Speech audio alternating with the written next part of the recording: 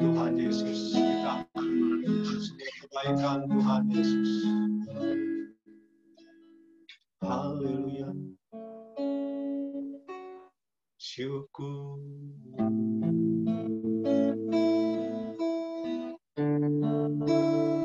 Kita renungkan kebaikan Tuhan Yesus malam hari ini yang telah diberikan kita di sepanjang hidup sampai pada hari ini.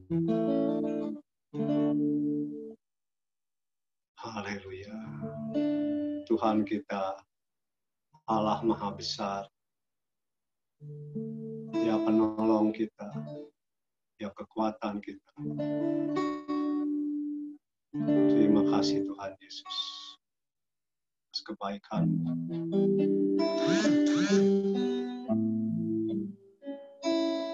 Naikkan syukurku malam hari ini. Kau Allah yang besar. Tuhan yang kami sembah, Tuhan yang hidup.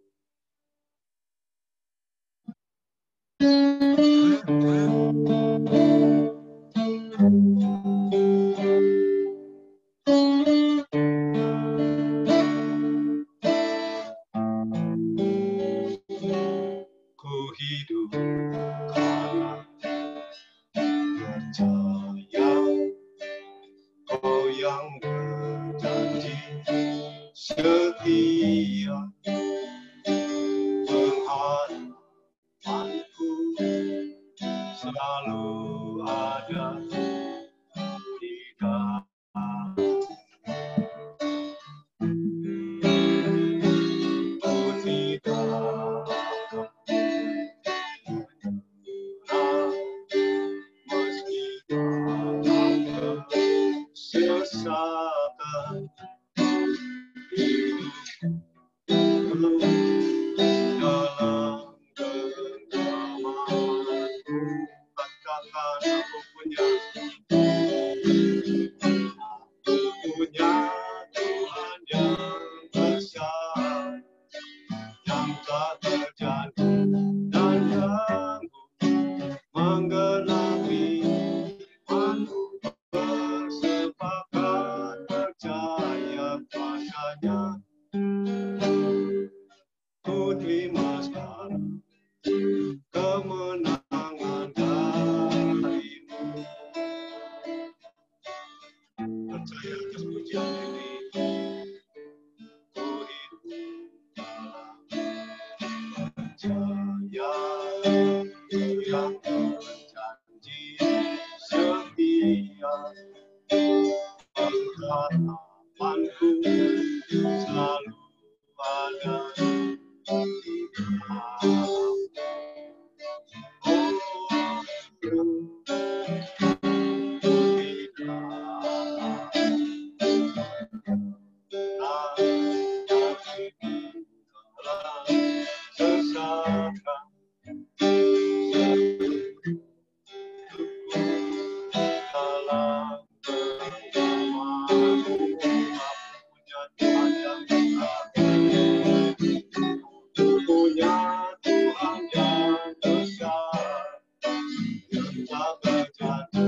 Besar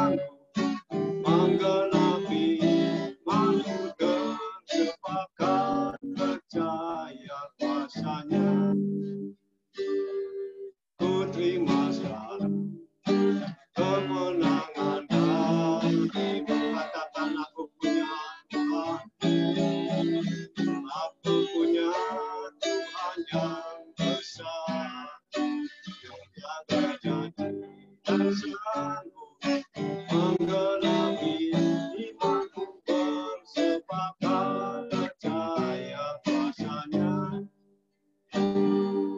Ku terima sekarang kemenangan darimu. Katakan sekali lagi, aku punya Tuhan.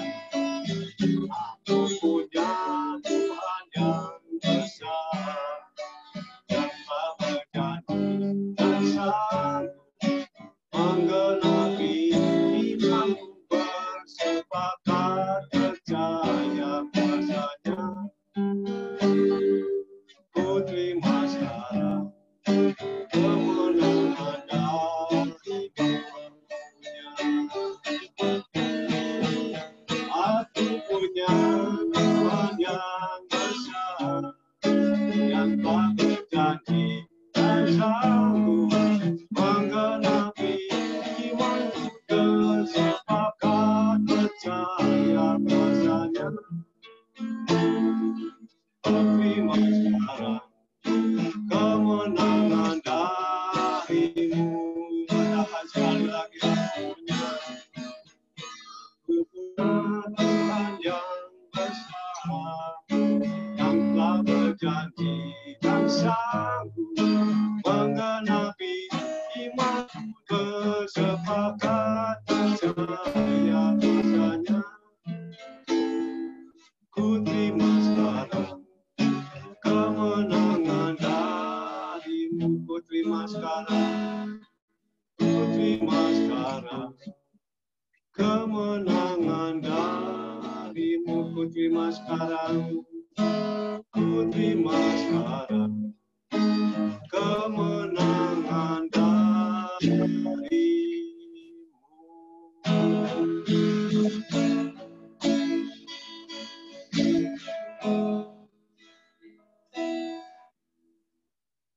Kami naikkan syukur Tuhan, kesempatan malam hari ini kami boleh menaikkan puji-pujian kepadamu. Biar puji-pujian boleh menyenangkan hatimu. Dan seruan doa kami malam hari ini boleh sampai dalam hatimu. Terima kasih Tuhan Yesus, memberkati semua sidang jemaat-Mu di AMC Tuhan malam hari ini, baik yang sedang mengikuti kebaktian maupun yang tidak mengikuti kebaktian, malam hari ini Engkau tetap berkati. Terima kasih, sebentar kami akan siapkan hati pikiran kami Tuhan untuk mendengar kebenaran firman-Mu. Kiranya Tuhan berfirman dan memberikan tuntunan, pimpinan, nasihat melalui firman-Mu. Kami percaya Tuhan, kami percaya kuasa-Mu tetap mengalir atas hidup kami, kuasai hati pikiran kami, juga hamba-Mu Bapak Pendeta Jimmy yang akan menyampaikan firman-Mu. Kiranya Engkau urapi dengan kasih dan kuasa-Mu, biar firman-Mu sampai kepada kami semua pada malam hari ini. Terima kasih Tuhan Yesus, kami mengucap syukur dan kami sambut firman-Mu. Di dalam nama Tuhan Yesus Kristus, kami berdoa, haleluya, amin. Kami serahkan pada moderator. Terima kasih Bapak Beno Tamara untuk pujiannya yang memberkati kita. Kita akan segera mendengarkan firman Tuhan dengan tema Where Are You? Di mana kamu ya? Ada tagline-nya di kita. Jadi posisi kita ini sedang di mana? Apakah kita sedang salah jalan? Mari kita mencari jawabannya. Bapak Pendeta Jimmy Triatna akan menjelaskan bagi kita. Silakan Pak Jimmy, Tuhan memberkati. Ya. Shalom semuanya. Selamat malam. Shalom. Ya. Kita berjumpa kembali ya di ibadah AMC untuk minggu ini. Nah, hari ini saya ingin kita semua belajar bersama satu topik yang diberikan oleh panitia tentang Where Are You? Pak Andreas bisa di ini untuk materinya, Pak? Screen-nya, boleh?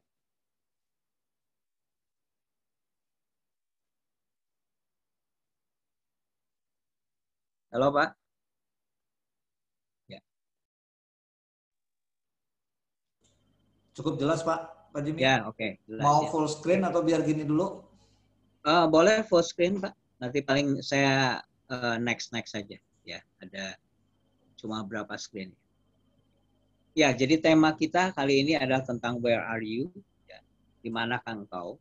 Jadi ini adalah sebuah pertanyaan dari Tuhan saat Adam jatuh dalam dosa. Ya. Jadi pada waktu Adam jatuh dalam dosa, mereka menyadari ketelanjangan mereka, mereka malu, mereka bersembunyi. Nah, Tuhan bertanya saat itu, Adam, where are you? Adam, di manakah engkau? Nah, apakah Tuhan tidak tahu Adam di mana? Jelas Tuhan tahu, Dia Maha tahu. Nah, mengapa Tuhan perlu bertanya? Ya, ini sebuah pertanyaan yang besar dalam sejarah manusia. Tuhan bertanya, di manakah engkau? Nah, ini membuktikan bahwa ini adalah sebuah sapaan dari Tuhan. Ini membuktikan bahwa Tuhan mencari, ya, Tuhan berinisiatif untuk mencari manusia. Nah, kita perlu memahami bahwa dalam konsep Kristen kita percaya bahwa Allah yang mencari manusia. Manusia tidak bisa mencari Tuhan karena manusia jatuh dalam dosa. Ya. Nah, sekarang pertanyaannya, ketika Tuhan bertanya, di manakah Adam? Di manakah kita manusia? Ya. Nah, ada beberapa kondisi, bisa di next Pak. Kondisi dari manusia. Nah, kalau saudara lihat di situ tentang Adam dan Hawa yang bersembunyi, yang pertama, manusia itu terhilang. Ya. Manusia terhilang. Oleh karena manusia terhilang, Tuhan mencari. Tuhan berinisiatif untuk mencari. Ya. Bahkan dia bukan hanya sekedar mencari, dia mengambil sebuah tanggung jawab, dia mengambil sebuah inisiatif. Nanti kita tahu bahwa itulah dia datang untuk disalibkan buat itu. Yang pertama, manusia terhilang. Ya. Manusia butuh dicari. Dan yang kedua, manusia itu punya kondisi yang kosong. Hati dan jiwanya merana kosong. Makanya tepat dikatakan bahwa manusia itu, kekosongan manusia tidak bisa dipenuhi bukan dengan hal-hal yang lain. Kekosongan manusia hanya bisa diisi oleh kehadiran Tuhan. Yang ketiga, manusia itu mengalami satu kondisi yang disebut malu. Malu dengan dirinya, malu. Ya. Dia merasa tidak layak dalam kehidupan. Karena malu. Dia bersembunyi karena manusia itu malu. Malu dengan kondisinya, dengan keadaan. Dan selanjutnya, manusia itu memiliki sebuah status, ya, sebagai seorang yang namanya manusia berdosa. Nah, perlu kita pahami bahwa yang disebut orang berdosa bukan hanya bicara kelakuannya, bukan hanya bicara perbuatannya. Yang disebut manusia berdosa itu bukan juga bicara tentang apa yang ada di hatinya, sikapnya, tapi keseluruhan kehidupan manusia. Ya. Bahwa manusia disebut berdosa, itu bicara tentang keseluruhan kehidupan manusia. Makanya tepat orang berkata bahwa manusia itu seperti sebuah pabrik dosa. Ya. Sebuah pabrik, semua yang keluar dalam diri manusia, apa yang dipikirkan, apa yang dilakukan, manusia itu berada dalam sebuah kondisi atau status sebagai orang berdosa. Sebagai orang berdosa, karena itu Tuhan perlu selamatkan manusia. Karena tidak ada jalan yang lain. Tuhan bukan hanya sedang mencari, bukan hanya dia bertanya where are you, tapi dia bertanggung jawab, dia berinisiatif. Makanya kita mengenal Yohanes 3 ayat 16, karena begitu besar kasih Allah akan dunia ini. Sehingga ia mengaruniakan anak yang tunggal supaya barang siapa yang percaya tidak binasa melainkan beroleh kehidupan yang kekal. Nah, status manusia. Kita perlu memahami begini, saudaraku sekalian. Bahwa Agustinus pernah mengatakan begini, bahwa manusia itu punya 4 status. Manusia mengalami 4 status. Pertama adalah status ketika belum jatuh dalam dosa. Saat manusia belum jatuh dalam dosa, manusia itu dapat berdosa, dapat juga tidak berdosa. Dan kita tahu akhirnya mereka memilih untuk berdosa. Nah, setelah jatuh dalam dosa, dan kita berada dalam kondisi itu, manusia itu berada dalam satu kondisi tidak dapat tidak berdosa. Tidak dapat tidak berdosa. karena manusia itu statusnya orang berdosa, karena pabrik dosa, dengan kata lain tidak bisa tidak berdosa. Artinya semua yang keluar dari pikiran manusia, sikap hati manusia, semua tindakan manusia, semuanya keluar adalah berdasarkan dari statusnya sebagai orang berdosa. Nah, saat kita terima Tuhan Yesus, kita dikembalikan kepada satu status yang sama ketika Adam belum jatuh dalam dosa, yaitu manusia dapat berdosa, dapat juga tidak berdosa. Ya. Nah, baru nanti di kekekalan kita punya status bahwa ketika kita berada dalam tubuh yang baru, baru kita mengalami yang namanya tidak dapat berdosa lagi. Ya. Mari kita lihat slide selanjutnya. Silakan Pak Andreas. Nah, dosa ya, dalam bahasa Yunani memakai kata yang namanya hamartia. Hamartia itu adalah meleset dari sasaran. Ya, kalau saya lihat ketika orang mau memanah, selalu yang dituju adalah bagian yang tengah merah itu. Tapi ketika memanah itu meleset tidak sampai kepada yang warna merah, yang papan dart itu atau yang tengah itu, artinya meleset dari sasaran. Nah, dosa berasal dari kata hamartia yang berarti meleset dari sasaran. Nah, karena manusia itu meleset dari sasaran, tidak lain, akhirnya manusia mengalami yang namanya hidup sia-sia. Ya. Semua karena bukan hanya tindakan, bukan hanya sikap, bahkan keadaannya pun adalah berdosa, mengakibatkan hidup manusia itu berada dalam kesia-siaan. Nah, saya coba menuliskan lagi di situ. Manusia berada dalam satu keadaan tidak bisa tidak berdosa.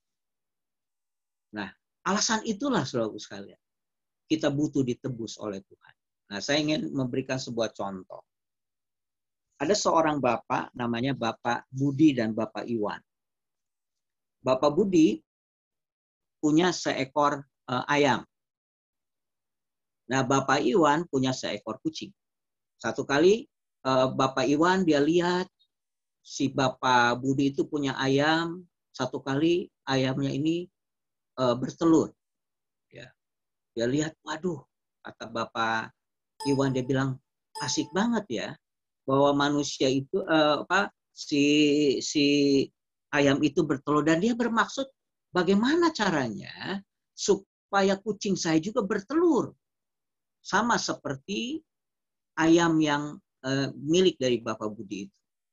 Saudaraku sekalian, akhirnya si Bapak Iwan dia membeli kurungan ayam, dia beli makanan ayam, ya. Dan akhirnya si kucing yang dia miliki itu ditaruh di kurungan ayam itu dan diberi makanan ayam. Tujuannya adalah supaya kucing dari si Bapak Iwan ini bertelur. Sama seperti ayam yang dimiliki oleh Bapak Budi. Dan dia coba berhari-hari, berminggu-minggu, berbulan-bulan, dia tunggu kucing yang dia miliki itu bertelur. Pertanyaan saya buat bapak-bapak, para prianya Allah malam hari ini. Pertanyaannya, si kucing itu bisa nggak dia bertelur? Jelas dia tidak bisa bertelur. Sampai kapanpun dia tidak bisa bertelur. Bagaimana caranya supaya kucing itu bisa bertelur? Cara satu-satunya, kucing harus mengalami sebuah kondisi dia berubah menjadi seekor ayam. Ya. Kalau dia berubah menjadi seekor ayam, dia bisa bertelur. Nah, itulah saudaraku sekalian, manusia sebagai manusia berdosa, dia mau berlaku benar, melakukan yang benar, dia pasti tidak bisa melakukan hal itu. Kenapa? Karena kondisi manusia sebagai orang berdosa. Untuk manusia sebagai orang berdosa ingin berlaku benar, tidak ada jalan lain. Manusia harus mengalami yang namanya, kata Alkitab, adalah lahir baru. Kita harus berubah menjadi orang benar. Nah, saudaraku sekalian, tidak ada jalan lain Tuhan tahu. Supaya manusia mengalami perubahan itu. Manusia tidak bisa berlaku benar, bertindak benar, berpikir benar, selama dia masih sebagai orang berdosa. Oleh karena alasan itulah, Yesus datang untuk menebus kita semua. Saudaraku sekalian, sebelum Yesus datang, ya, manusia diberikan yang namanya hukum Taurat. Nah, mungkin sekarang ini kita mengenal yang namanya agama, ya, dengan segala aturan. Tahukah saudara bahwa hukum Taurat itu berfungsi seperti mesin ronsen yang cuma hanya bisa menunjukkan bahwa manusia itu salah, manusia itu berdosa, manusia itu terhilang, manusia itu bodoh, manusia itu kosong, cuma hanya bisa menunjukkan kondisi manusia yang sebenar, tapi tidak bisa memberikan solusi.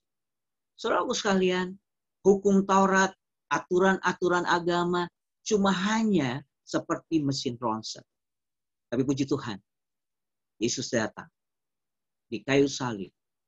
Bukan hanya sekedar ya, menunjukkan salah atau menunjukkan keadaan manusia yang terhilang, keadaan manusia yang kosong, keadaan manusia yang memalukan dalam kehidupan sesungguhnya. Tapi Yesus datang. Dia memberikan solusi dengan cara dia mati di kayu salib. Menebus kita semua. Dia datang bukan sebagai mesin ronsen, tapi dia datang sebagai obat yang menyembuhkan. Dia datang sebagai jalan keluar supaya kita mengalami kembali di tengah manusia. Ketika Tuhan bilang, "Where are you?" Tuhan temukan kembali manusia. Ya, ketika manusia terhilang, Tuhan menemukan kembali dengan cara satu-satunya. Dia sendiri yang mengambil tanggung jawab itu. Andreas, boleh ditunjukkan slide berikutnya? Silakan, Pak. Ya. Di slide yang keempat boleh. Silakan, Pak. Nah, ya. Sekalian ada iklan, Pak. Karena rumah saya. Oke. Nah, saudara sekalian, kalau Bapak masih ingat, waktu itu Kowing pernah menjelaskan bahwa ada dua problem manusia. Ya, dua problem manusia. Yang pertama adalah manusia itu tidak tahu siapa diri, siapa. Dan yang kedua, manusia tidak tahu apa tujuan hidup. Nah, saudara sekalian, salib datang. Yang pertama, supaya manusia mengetahui siapa dirinya. Supaya manusia berdamai dengan Tuhan, berdamai dengan dirinya, sehingga manusia tahu siapa dirinya. Yang kedua, salib membuat supaya kita yang nggak tahu arah, kemana kita mau melangkah, kita mengerti tujuan kehidupan kita. Kalau pakai bahasa yang lain, manusia mengalami yang namanya Tuhan memberikan rasa berharga. Dan tujuan, lewat salib Tuhan juga memberikan bukan hanya rasa berharga, kita bisa menghargai siapa diri kita sendiri, tapi Tuhan juga memberikan kemampuan kepada kita, rasa mampu untuk mencapai apa yang menjadi tujuan hidup kita. Next, Pak. Ya, inilah jalan keluar, saudara sekalian. Tuhan bukan hanya mencari. Tuhan bukan hanya sekedar menunggu, tapi dia datang menggantikan kita. Dia menebus kita melalui karya salibnya.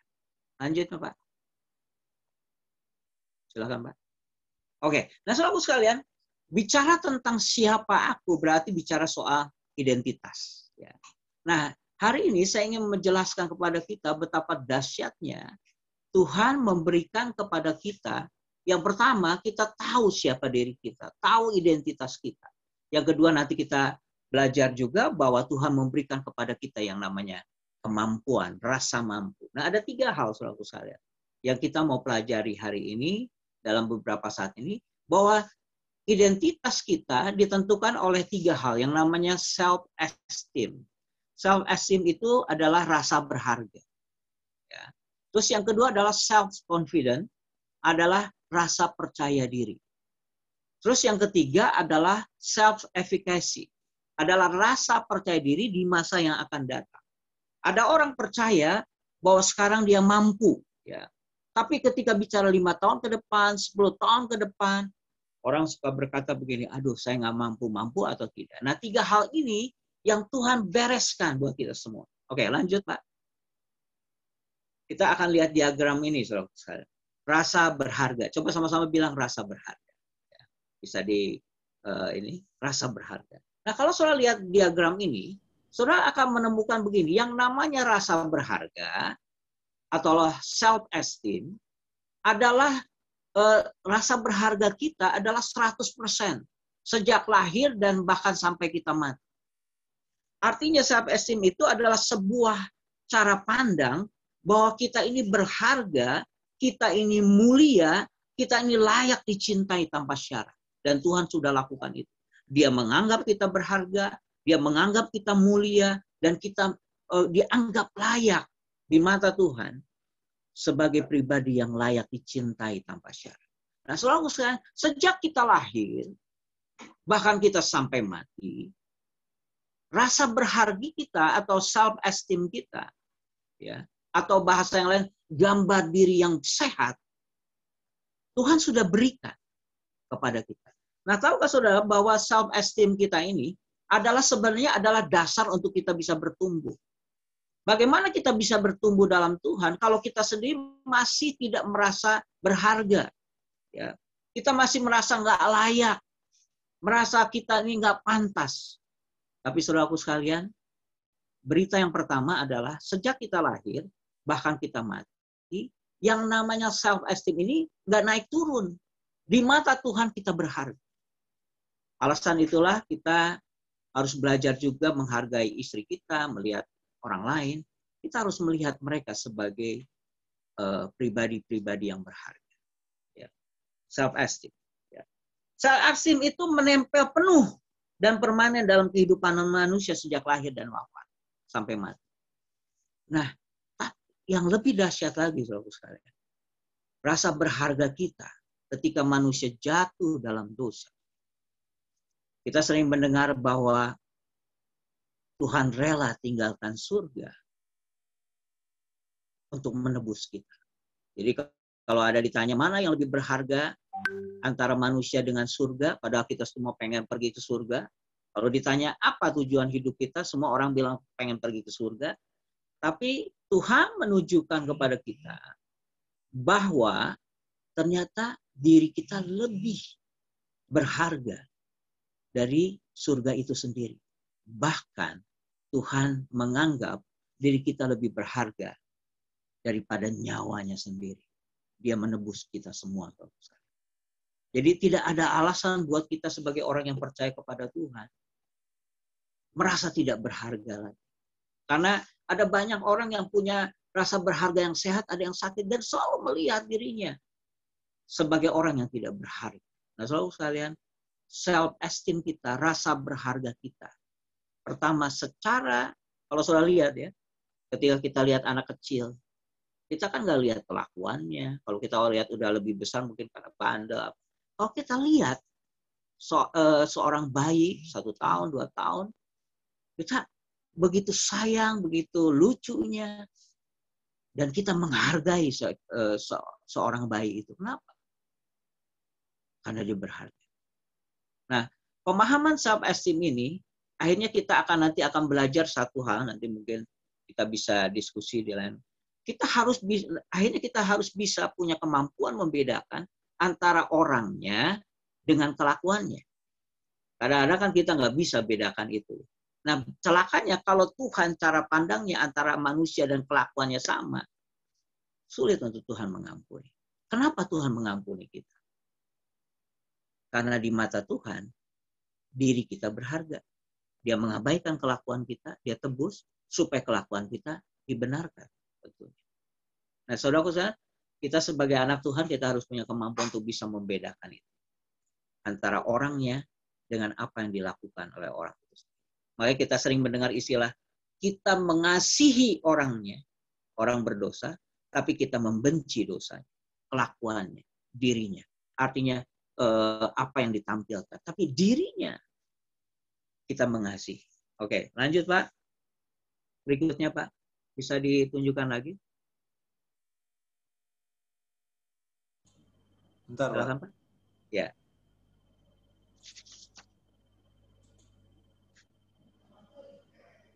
Oke, lanjut Pak. Oke, lanjut ke bagian self confident, rasa percaya diri. Ya.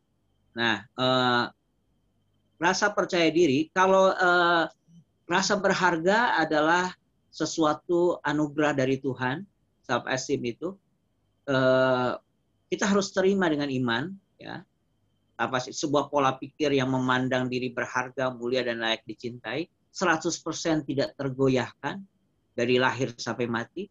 Tuhan melihat kita sebagai makhluk yang berharga. Nah, kita perlu belajar juga memandang orang lain, istri, keluarga kita, tetangga kita atau siapapun, bahwa rasa self-esteem-nya dia berharga. Ya. Mungkin yang jadi masalah ada bicara tentang sikap dan kelakuannya. Lanjut, Pak. Ya. Nah, yang kedua adalah self-confident. Adalah sebuah kesadaran bahwa kemampuan diri karena kita memiliki yang namanya kompetensi, bicara bakat, bicara talenta, dan bicara juga pengalaman-pengalaman, dan bicara juga soal prestasi-prestasi. Nah, Tuhan menebus, yang pertama adalah keberhargaan kita dalam self-esteem, tapi Tuhan juga memberikan sebuah kekuatan, sebuah cara pandang, bahwa kita diberikan yang namanya self-confident, rasa percaya diri. Ya, kesadaran tentang kemampuan diri karena memiliki kompetensi, memiliki bakat, memiliki kelebihan-kelebihan, pengalaman-pengalaman dan prestasi. Nah, ini perlu dikembangkan, saudaraku sekalian. Bicara tentang kemampuan, skill, perlu dilatih, perlu diapa. Nah, Tuhan berikan kepada kita. Makanya tadi saya bilang, Tuhan bukan hanya berurusan dengan rasa berharga kita saja, tapi Tuhan juga berurusan dengan kepada kita bicara tentang rasa mampu, percaya diri. Nah, saudaraku sekalian, percayalah bahwa Tuhan sudah memberikan kekuatan kepada kita sehingga kita diberikan kemampuan untuk mencapai apa yang menjadi cita-cita. Karena setiap kita diberikan dreams, setiap kita diberikan visi, setiap kita diberikan cita-cita, dan Tuhan juga memberikan kepada kita rasa percaya diri untuk mencapai itu. Nah, yang ketiga, self-efficacy. Sebenarnya perbedaan antara confidence, self-confidence sama self-efficacy adalah bicara soal waktu. Kalau self-confidence bicara tentang hari ini, ya. Nah, kalau self-efficacy adalah keyakinan pengembangan diri adalah sebuah kesadaran, kemampuan diri kita di masa yang akan datang karena kita terus berusaha, belajar, dan berlatih. Contoh, kalau saudara tanya kepada saya, apakah saya bisa berkhotbah dengan bahasa Inggris, jelas saya bilang tidak bisa. Karena saya merasa bahwa saya punya masalah dengan bahasa Inggris saya. Tapi kalau self-efficacy adalah sebuah keyakinan bahwa kalau kita belajar, atau kalau kita berlatih, kalau kita berusaha, satu kali saya bisa juga berbicara dalam bahasa Inggris. Nah, seringkali orang susah ngebedain kan, oh saya nggak pede. Ya, mungkin bukan nggak pede. Nah, self-confidence itu adalah bicara pede, percaya diri. Tapi kalau self-efficacy adalah pede di masa yang akan datang. Nah, Tuhan bukan hanya memberikan kepada kita self-confidence, bahwa kita punya kemampuan, kita punya kompetensi, kita punya talenta, kita punya karunia saat ini untuk bisa dikembangkan lebih. Tapi kita juga diberikan yang namanya self-efficacy. Sebuah cara pandang bahwa kita diberikan kemampuan bahwa di masa yang akan datang 2 tahun lagi, 5 tahun lagi, saya mampu melakukan itu. Hari ini mungkin saya nggak bisa, tapi 2 tahun lagi, 5 tahun lagi, atau 10 tahun lagi, Tuhan juga memberikan kemampuan kepada kita. Saudaraku sekalian, kembali lagi kepada tema kita. Tuhan mencari. Tapi ternyata Tuhan bukan hanya bertanya, where are you? Tuhan memberikan jawabannya. Ketika Tuhan tahu bahwa manusia berdosa, Tuhan tahu manusia itu terhilang. Ketika Tuhan tahu bahwa manusia itu malu, ya, bersembunyi, malu. Ketika Tuhan tahu bahwa manusia itu mengalami kekosongan dalam kehidupan, dia datang menyatakan kasih. Dia bukan hanya ngomong, tapi dia berinisiatif, bahkan dia mengambil tanggung jawab. Dia datang, mati di kayu salib, untuk supaya kita boleh pertama Tuhan temukan kembali, supaya kita tidak terhilang kembali, dan supaya kita menemukan rasa berharga kita. Dan supaya kita juga menemukan rasa mampu kita. Bahwa ternyata Tuhan memberikan kepada kita talenta. Tuhan memberikan kepada kita potensi-potensi.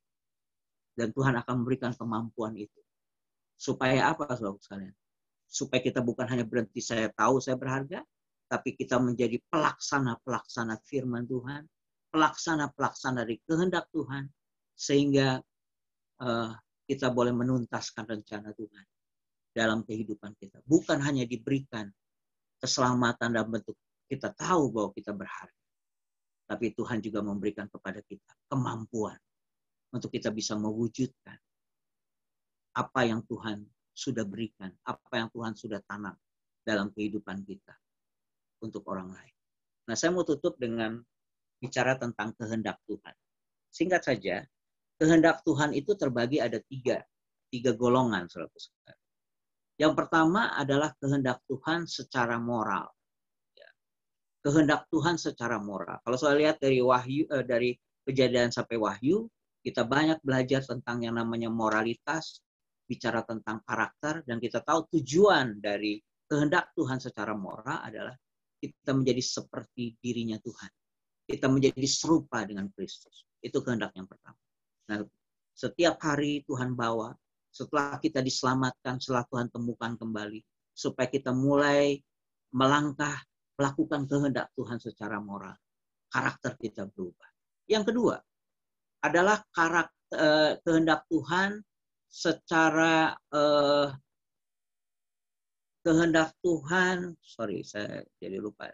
secara berdaulat. Ya.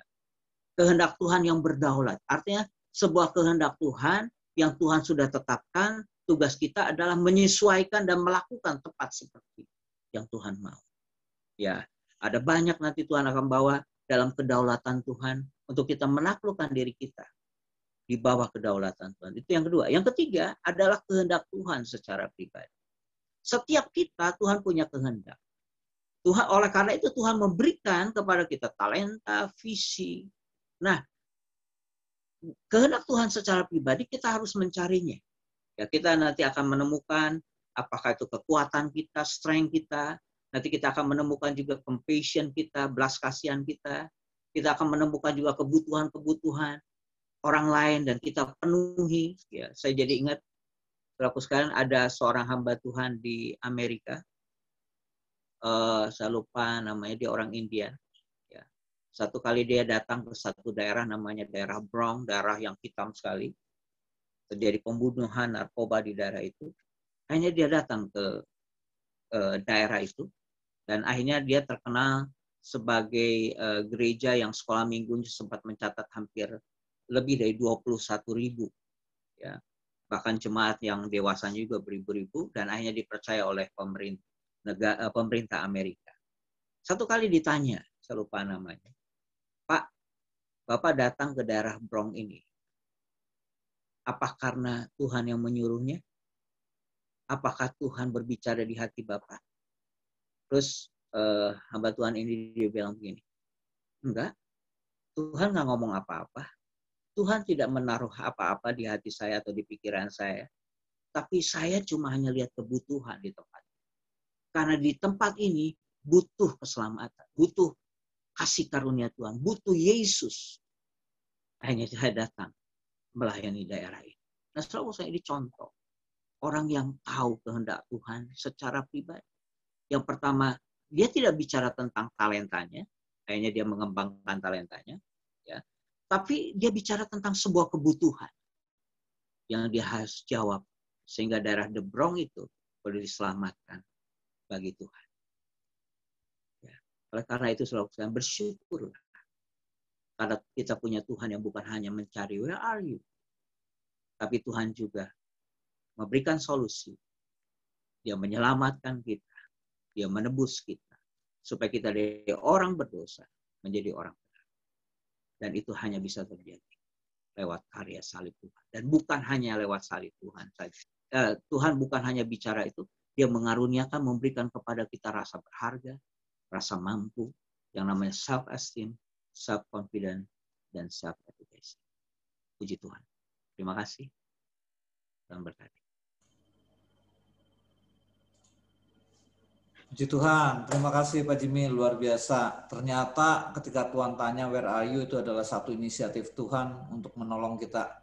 Cuman terkadang kita nggak mau dengar suara Tuhan, terkadang kita berkeras hati mendengar suara Tuhan sehingga akhirnya kita bisa merespon dengan baik. Dan hari ini kita tahu bahwa inisiatif Tuhan yang luar biasa lewat kelahiran Yesus Kristus, mati di atas kayu salib dan kebangkitannya itu menjadi satu keselamatan besar buat kita semua. Terima kasih Pak Jimmy, Tuhan memberkati pelayanannya lewat firman Tuhan, menguatkan kita semua. Baik teman-teman pria semuanya, kita akan mendengarkan satu pujian. Nanti saya minta tolong Bapak Filipus Yusman. Jesus it is you ya, sesuai dengan temanya. Karena Yesuslah kita boleh ada, karena Yesuslah kita dibantu dan ditolong dari jalan kita yang sesat.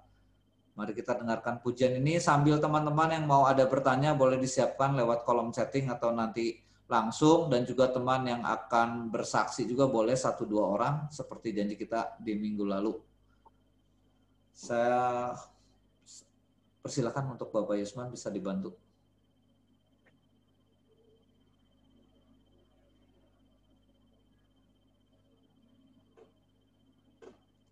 Yuk, yang mau tanya silahkan disiapin aja ya chattingnya ya. Yang mau bersaksi juga udah mulai bersiap-siap. Hanya mungkin kayaknya 1 atau 2 orang doang.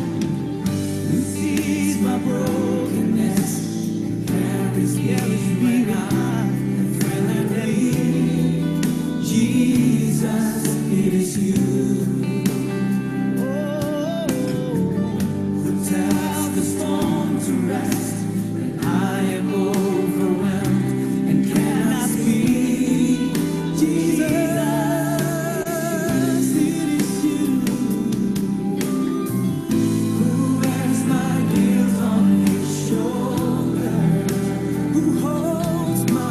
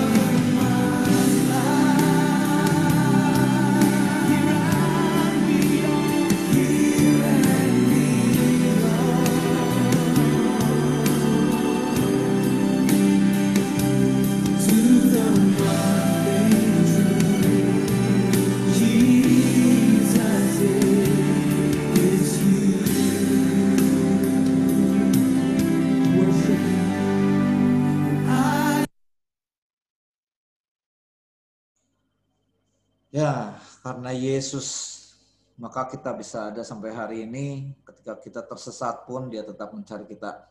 Sekali lagi, apa respon kita ya? Where are you? Di mana kamu?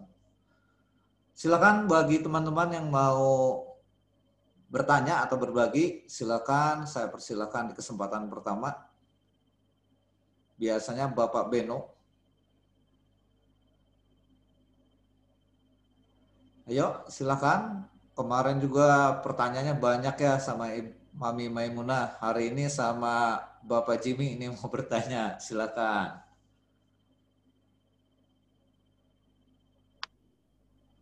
Ya, Bro Andre, Ya, siap. saya akan coba nih bertanya sama Pak Jimmy. Pak Jimmy, halo Pak Jimmy. Pak Jimmy, Pak, masih mute Pak Jimmy. Masih mute Pak. Ya, ya, Pak. Ya, sorry. Ya, Pak. ya Pak Jimmy, bolehkah saya bertanya? Boleh, Pak. Ya, bagus Pak. Kalau begitu, saya mau menanyakan yang bersangkutan dengan Where Are You dalam Kejadian 3 ayat 10 ya Pak? Atau 8 Pak? Betul. Ya, Ya, 8 kalau nggak salah 8 atau 10 ya. ya. Itu kenapa Pak sampai waktu Tuhan mencari di mana engkau berada, apakah Hawa ini merasakan sudah kehilangan self-esteem, self-confidence, atau self-efficacy, Pak? Hanya waktu dia dicari, dia nggak muncul gitu, Pak. Ya. Pertanyaan itu yang saya ajukan kepada Bapak, mungkin bisa dijawab. Ya, makasih Pak. Jadi ketika manusia jatuh dalam dosa yang paling merusak paling pertama adalah bicara self esteem ya, rasa berharga ya. Karena itu dia bersembunyi kan, ya ditunjukkan dengan malu ya, dia malu dengan keadaannya. Jadi ketika Tuhan tanya di mana engkau, ya dia malu ya, karena dia tahu dan hilanglah yang namanya rasa self esteem itu. Padahal sebenarnya di mata Tuhan, Tuhan tetap melihat Adam dalam dia berharga. Karena itu dia tetap memberikan yang namanya hanya digantilah pakaian dari daun dengan kulit binatang, bahkan Tuhan juga. Jadi Tuhan memberikan kesempatan kedua pada Adam dan Hawa. Jadi yang paling pertama, yang paling besar adalah self esteem, Pak, rasa berharga. Rasa berharga ya. Itu kesempatan yang keduanya apa kira-kira Pak Jimmy? Kalau yang mana, kita misalnya, yang Bapak barusan katakan, Tuhan memberikan kesempatan kedua kepada Adam. Kira-kira apa kesempatannya Pak? Yang setelah mereka jatuh dalam dosa, kalau Bapak masih ingat kan dikatakan bahwa Tuhan mengadakan yang namanya penumpahan darah. Itu sebenarnya lambang atau simbol dari karya salib Kristus.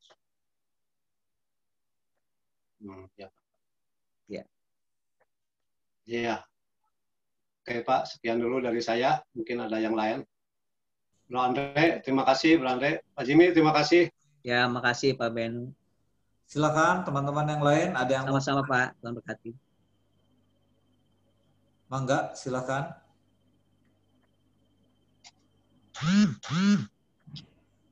Ada? Atau yang mau berbagi dulu satu orang boleh. Tadi saya dapat WA dari Pak Jimmy juga. Ada rekan kita hamba Tuhan dari Banjarmasin, Pak Andre ya Pak Jimmy ya? Ya, betul Pak. Ini sedang sakit karena kena COVID-19. Kita juga nanti istri dan anaknya juga Pak kena. Keluarga tiga ya Pak ya? Bertiga kita akan doakan juga. Juga Pak Paul yang sudah mulai pulih, kita doakan juga. Ayo silakan yang mau bersaksi, yang minggu lalu nggak kebagian bersaksi boleh.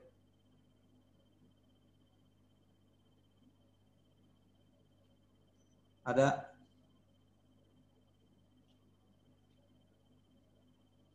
Oke, kelihatannya nggak ada Pak Jimmy. Jadi sudah sangat jelas ini AMC memang ngetop, jago banget. Jadi sudah bisa Pak. Cuman seringkali pertanyaan yang jadi pertanyaan kadang-kadang nggak ditanyakan ya Pak ya. Dia salah tapi tidak merasa bersalah. Itu yang ngeri Pak Jimmy. Ya Pak. Jadi mungkin nih ceritanya si Adam dipanggil. Adam, di mana kamu? Si Adam bilang, di sini Tuhan, nyantai aja gitu Pak. Nah itu kenapa ya Pak kira-kira Pak? Ya. Kalau Adam masih sembunyi ya Pak? Sembunyi, dia ketakutan ya. Kalau sekarang lebih berani gitu ya. Itu ya, nurani Pak, udah rusak tuh nurani. Oh, itu nurani berarti Pak ya. Atau karena terlampau baik Tuhannya gitu Pak. Jadi biarin aja kan Tuhannya juga baik kan. Nyantai aja lah Tuhan gitu. Makanya menarik Pak Andreas. Kan kemarin kita belajar dari Mami bicara soal hidup benar ya. Jadi Yesus datang kan bukan hanya datang dengan kasih karunia, grace, tapi dia datang dengan kebenaran, truth. Jadi orang harus seimbang dua hal itu. Karena bahaya kalau orang cuma hanya bilang, oh, Tuhan ampuni, dia memberikan kasih karunia. Jangan lupa dia punya PR yang namanya hidup dalam kebenaran. Makanya ada istilah kan kasih Tuhan itu tanpa syarat. Tapi janji Tuhan untuk hidup berikutnya, ya memang ada banyak syaratnya Pak. Nah itu bicara tentang hidup benar kan Pak. Tentang hidup benar ya Pak ya. Ya. Yaitu makanya kita percaya bahwa hidup kita karena kasih karunia ya Pak Jimmy ya. Nggak ada pilihan yang lain ya. Betul. Oke. Masih ada yang mau bertanya atau mau berbagi? Silakan. Masih ada waktu. Oke, kalau nggak ada, saya serahkan dulu beberapa pengumuman yang akan disampaikan oleh Ketua AMC kita, Bapak Haiki. Andreas, boleh nanya ke Pak Pendeta? Oh ya, ini Theo ya. Theo ada di mana nih? Bukan Pak Theo Mose ya ini. Theo juga Pak. Di Bandung. Theo mana? Salatiga ya? Iya. Oke, Theo, silakan. Di Bandung Pak, sering ketemu. Ya Pak Theo. Mengenai tujuan tadi. Ya. Setelah Tuhan bentuk kita, terus kita harus punya tujuan kan tadi Bapak bilang. Ya.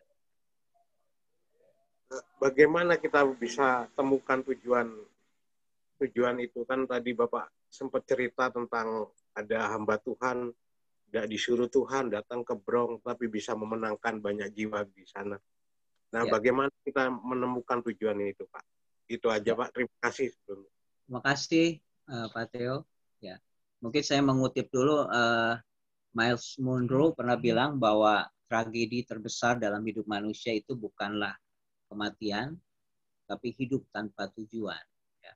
Jadi yang menarik adalah tadi saya sempat menyinggung mengenai orang yang sudah terima Yesus, manusia itu dikembalikan sama seperti Adam pertama kali sebelum jatuh dalam dosa. Manusia diberikan kemampuan untuk hidup benar.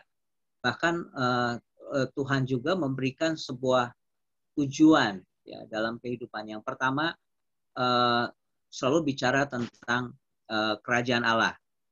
Ya. Terus tadi saya sempat menyinggung soal 3 kehendak Allah kan.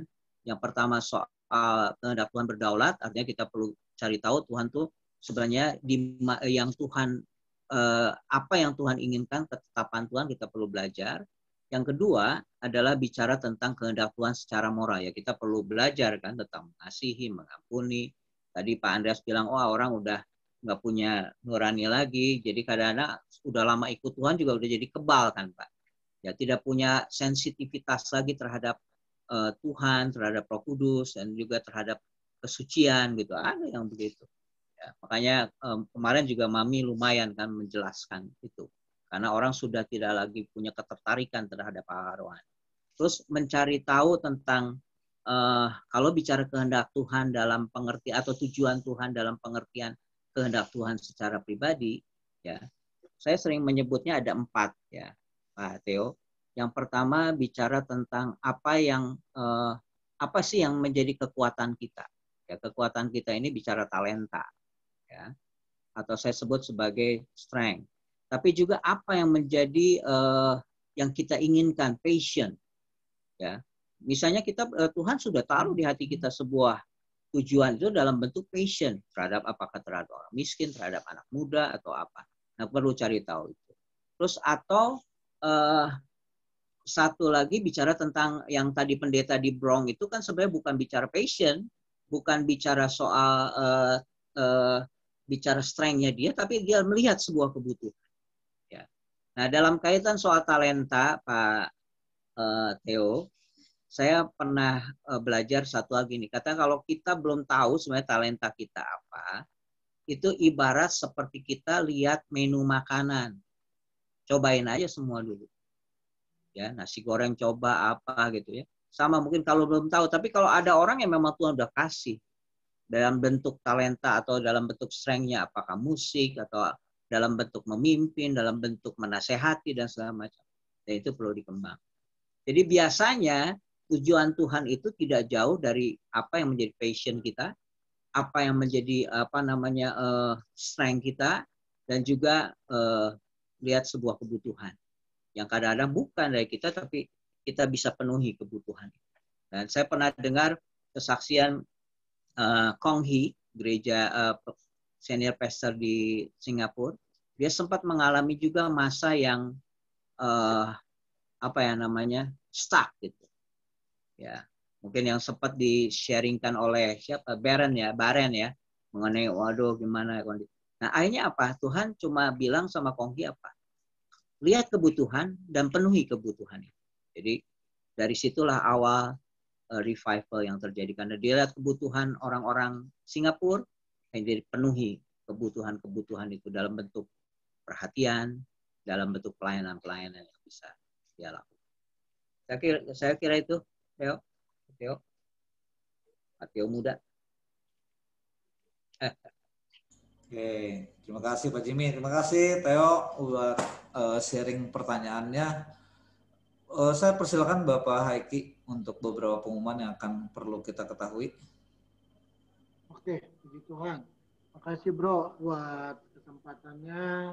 Makasih juga Pak Jimmy buat firman Tuhan yang menguatkan kita semua, dan firman Tuhan yang sungguh luar biasa, di mana posisi kita sekarang dan apa tujuan kita dan apa identitas kita sebagai anak-anak Tuhan dan apa kehendak Tuhan dalam kehidupan kita. Saya merasa diberkati dengan kebenaran firman Tuhan. Makasih Pak Jimmy buat firman-Nya, meneguhkan kita semua untuk kita sama-sama belajar apa kehendak Tuhan dalam kehidupan kita. Amin. Puji nama Tuhan. Pengumuman minggu depan kita akan Zoom lagi online sama seperti hari ini jam 7:30 yang akan dibawakan oleh Bapak Pendeta Theo Mose. Betul ya Bro Andres ya? Bro, temanya Pak Where we are, di mana kita, kemana kita? Ya itu ya, itu yang akan dibawakan oleh Bapak Pendeta Theo Mose. Kita tetap setia untuk kita ikuti ibadah Zoom online pria AMC. Terus yang kedua adalah buat persembahan Bro, buat persembahan buat pria-pria yang oleh untuk berjalan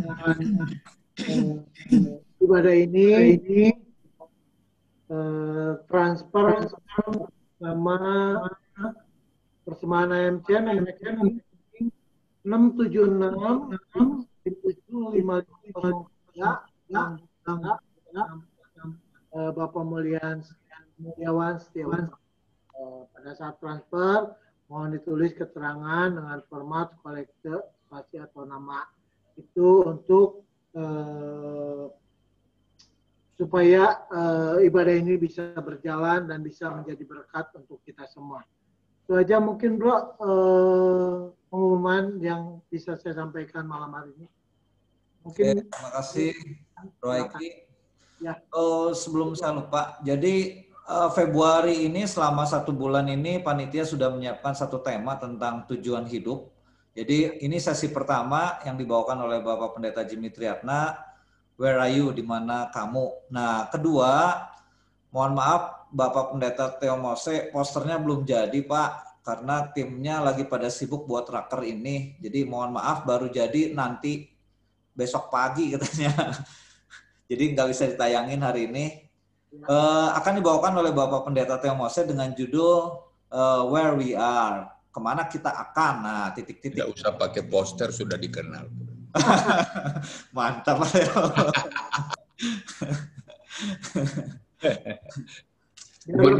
Mantap.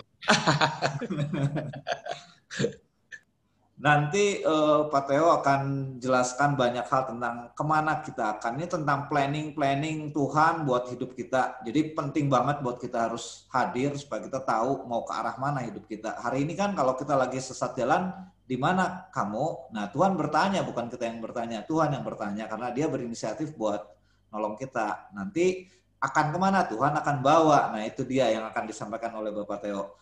Setelah itu akan dilanjutkan dengan sesi ketiga yang akan disampaikan oleh Bapak Pendeta Diki Wiliandi. Itu temanya tentang wrong purpose, jadi tujuan yang salah. Yang terakhir, di minggu yang terakhir di bulan Februari, akan disampaikan oleh Bapak Timotius Aditan. Itu judulnya Finishing Well, ya, jadi mengakhiri dengan baik.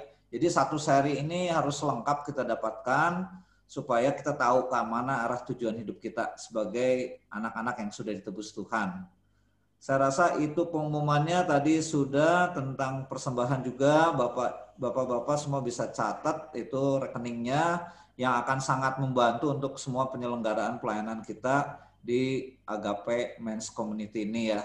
Dan doakan juga untuk sekali lagi teman-teman yang sedang sakit, dan juga raker Agape maraton dari hari Senin, kemarin equipping Rabu, besok Jumat akan dilanjut, dan terakhir hari Minggu untuk finalnya.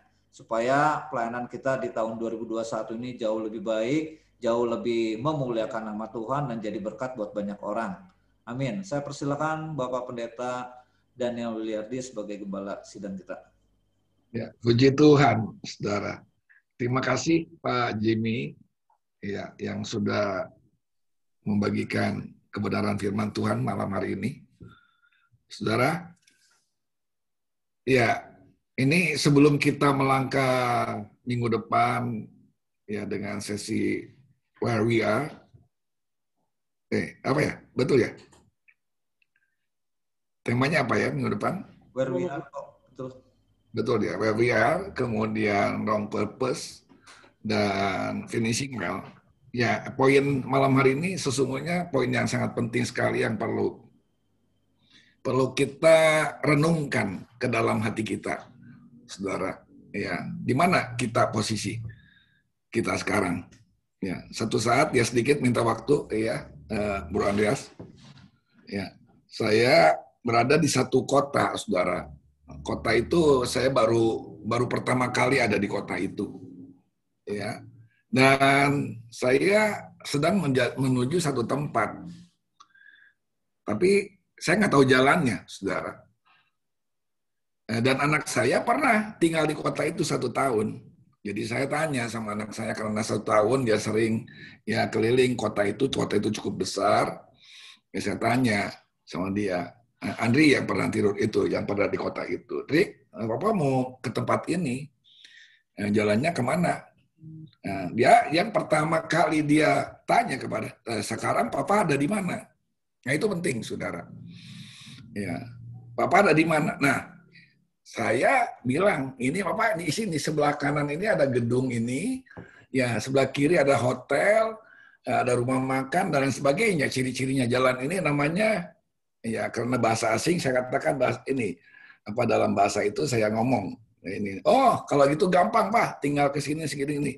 Ketika saya kasih tahu posisi saya di mana, anak saya bisa mengarahkan dengan jelas dan saya bisa sampai tujuan. Nangkap ya saudara ya hal ini.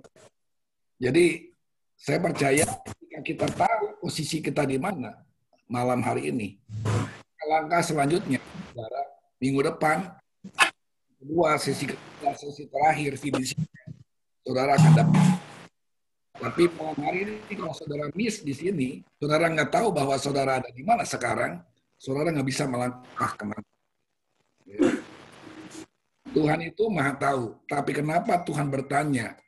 Apakah Tuhan tidak tahu? Tuhan sangat tahu. Tapi Tuhan ingin tahu bahwa Adam supaya tahu bahwa Adam dia tahu ada di mana. Iya, saudara. Iya. Tuhan itu maha tahu. Tapi kenapa Tuhan bertanya di manakah Adam? Bukan Tuhan tidak tahu. Tuhan itu ingin supaya Adam tahu. Adam tahu bahwa dia tahu ada di mana. Artinya, saudara, selama kita tidak tahu kita ada di mana, kita tidak bisa melangkah ke mana tujuan hidup kita. Selama artinya Tuhan tuntun kita tadi dengan jelas, ya saudara. Itu hamba Tuhan Bapak Pendeta Jimmy, tujuan-tujuan Tuhan dengan jelas dipaparkan. Tapi selama kita tidak tahu kita ada di mana, sudah tidak akan mungkin melangkah kepada tujuan kehendak Tuhan. Saudara, ya artinya ketika kita merasa benar, nggak mungkin saudara kita mencapai kepada tujuan Tuhan. Ketika kita merasa bahwa kita berdosa, kita ini bersalah, bahwa kita ini sungguh kita ini nggak mampu, kita ini sudah terhilang di hadapan Tuhan, dan kita tahu dan kita mengaku, Tuhan bertanya kepada kita, Tuhan akan menuntun, Tuhan akan mengampuni, Tuhan akan memberikan kasih karunia kepada kita, baru kita bisa melangkah ke sana. Si Tuhan, ini yang saya tangkap malam hari ini lewat RRU, saudara, sehingga setiap pria menemukan tujuannya ketika kita tahu, sadar bahwa posisi kita di mana. Kita banyak pria-pria ini salah, termasuk saya, saudara. Banyak melakukan kesalahan dalam pikiran, dalam hati, dalam perkataan, saudara, dengan istri kita, mungkin dengan bawahan kita, dengan banyak hal, saudara. Ketika kita merasa selalu bahwa ada banyak hal yang perlu kita dilengkapi, dan kita minta ampun kepada Tuhan. Saya percaya ada kasih karunia Tuhan, sehingga kita dituntun kepada kebenaran-kebenaran yang Tuhan kehendaki dalam hidup kita. Tuhan berkati. Silakan Pak Andreas. Oke, terima kasih Bapak Gembala buat sedikit uraian yang jelas. Kita sungguh-sungguh harus tahu posisi kita di mana supaya kita bisa membereskan hidup kita lebih semakin intim dengan Tuhan. Oke, kita akan akhiri ibadah kita hari ini. Terima kasih buat pelayanan Bapak Pendeta Jimmy Petiratna yang sudah berbagi berkat buat kita. Bapak Beno Tamara yang sudah memimpin pujian, menjadi berkat buat kita pujiannya. Bapak Filipus Susman sebagai host yang sudah juga membantu kita mau melaksanakan ibadah kita hari ini. Terima kasih buat semuanya yang hadir hari ini. Tuhan memberkati kita. Kita akan tutup dalam doa. Doa penutup, saya persilakan kembali kepada Bapak Gembala, Bapak Pendeta Daniel Wiliardi. Mari kita sama-sama berdoa. Bapak, kami bersyukur untuk malam hari ini. Begitu indahnya Tuhan. Tuhan yang mengasihi kami. Kami hidup di dalam Tuhan. Kami boleh mengalami banyak hal dalam hidup ini. Bukan karena kehebatan kami. Bukan karena kami dapat dan bisa. Tapi semua kasih karunia Tuhan. Kami menyadari ketidakmampuan kami. Kami menyadari kami orang berdosa. Kami menyadari Tuhan, kami banyak sekali kesalahan dalam hati, perkataan, tindakan kami. Sebab itu Tuhan, malam hari ini, kami mau terbuka di hadapan Tuhan. Kami mohon ampun daripada Tuhan. Ampuni kami, Bapa. Biarlah Tuhan, kasih karunia-Mu terus menuntun kami, untuk kami berjalan, bertumbuh, semakin mengenal Tuhan, semakin intim dengan Tuhan, semakin Tuhan kami menemukan self-esteem kami, self-confident kami, Tuhan, dan terus kami boleh Tuhan mendapatkan apa yang menjadi rencana-Mu ke depan dalam hidup kami, bahkan kehendak-Mu Tuhan, dalam setiap apa yang Tuhan investasikan dalam hidup kami, lewat talenta, lewat potensi, lewat apapun Tuhan yang Tuhan percayakan, biarlah Tuhan itu boleh terus bertumbuh bahkan berbuah-buah. Hidup kami boleh berubah, bahkan hidup kami boleh berdampak dalam hidup ini bagi kemuliaan-Mu. Makasih buat malam hari ini. Memberkati setiap kami. Berkati Tuhan, mulai dari hamba-Mu, Bapak Pendeta Jimmy yang sudah menyampaikan apa yang jadi isi hati-Mu malam hari ini. Terus Tuhan pakai dalam hidupnya menjadi berkat. Tuhan dimanapun hamba-Mu melayani. Baik Tuhan, saudara Tuhan Yusman sebagai host, saudara Tuhan Andreas sebagai moderator, saudara Beno yang sudah melayani dalam pujian, penyembahan, baik saudara Haiki sebagai koordinator MC, baik setiap kami yang sudah Tuhan percayakan untuk melayani. Terus Tuhan pakai setiap kami menjadi alat di tangan Tuhan.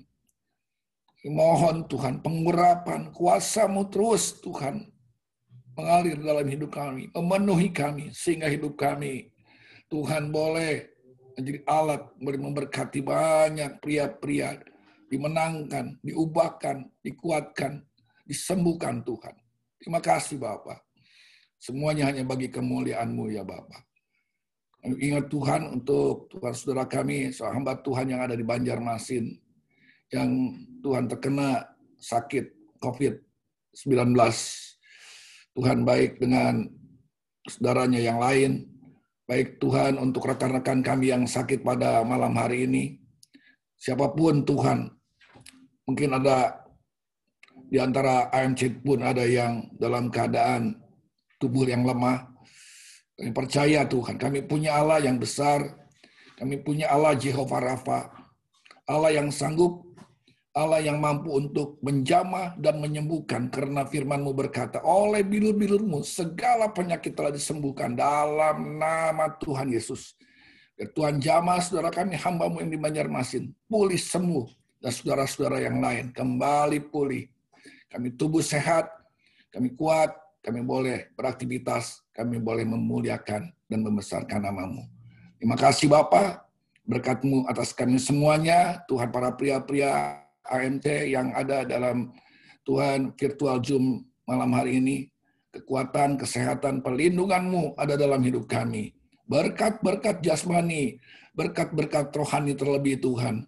Untuk kami dapat terus bekerja secara maksimal dalam kehidupan ini. Memberikan yang terbaik Tuhan.